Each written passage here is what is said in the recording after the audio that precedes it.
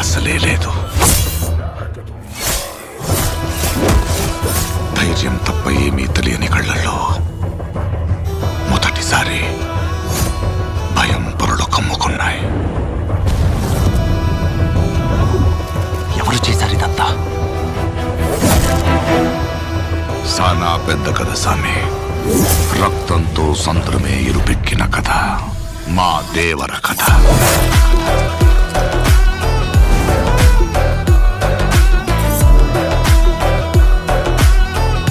మనిషికి బతికేంత ధైర్యం చాలు, చంపేంత ధైర్యం కాదు. కాదు కూడదు అని మీరు మళ్ళీ ఆ ధైర్యాన్ని కూడగలిగితే ఆ ధైర్యాన్ని చంపే భయాన్నైతా. నువ్వున్నంత వరకు ఈ కుండ మీద నీ మట్టి దేవరా. దేవరును చంపాలంటే సరైన సమయమే కాదు, సరైన ఆయుధము దొరకాల.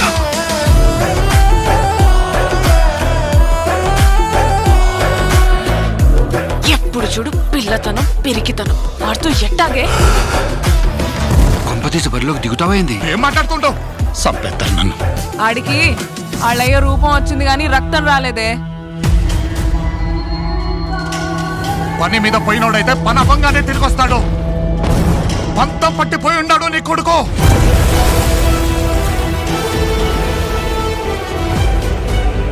దేవరా సంద్రం ఎక్కి 2 ఏళ్లు గడిచిపోయిండాయి. కళ్ళు మూసినా తెరిచినా సముద్రంలో చూసిందే కనపడుతోంది. భయం మరిచి ఎప్పుడైనా తప్పుడు పని కోసం సంద్రం ఎక్కితే